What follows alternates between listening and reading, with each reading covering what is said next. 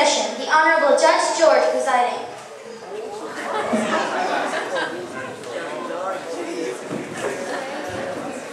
It has come to the attention of this court that there have been a number of offenses committed among family members recently.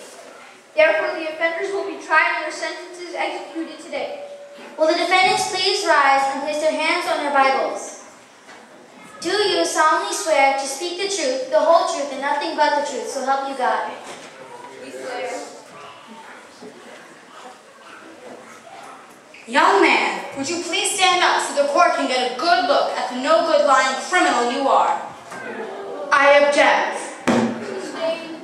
Is it true you snuck out of the house last week and stole the keys to your father's car and then got a dent in the car and then tried to lie about it? Is this story true? Yes or no? Not exactly. Guilty. Now you stand up, you rotten little unlawful deviant. Is it true you skipped school and called in pretending to be your parents and then went out with your friends and missed curfew and then told your parents that you had after school? Guilty. And you, is it true you cheated on your chemistry exam and then forged your parents' signature on your failure notice and then tried to steal your teacher's grade book? Do you know that you're under oath? Guilty. And finally you.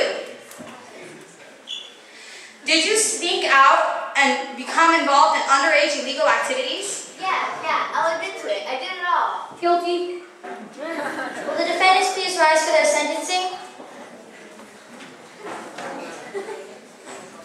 This, guys. You guys should be ashamed of yourselves. You have been tried and found guilty of the crimes as stated in the courtroom today. Now you must bear the punishment for your crimes. I'm going to have a lot of fun figuring out what exactly punishment will be deserving of your unlawful activities. May I approach the desk?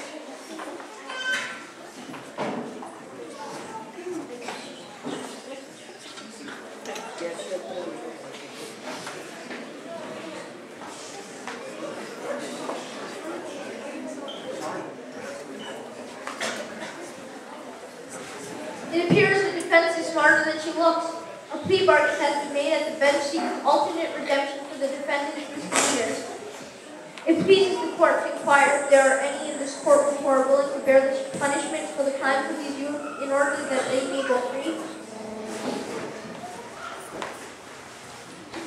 Parents, are you willing to bear the punishment for these kids' crimes in order that they may be forgiven and go free? Yes, we are. Then I guess you lucky kids are free to go.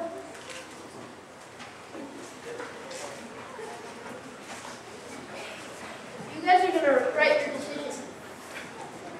Get ready to be punished. For the dirt.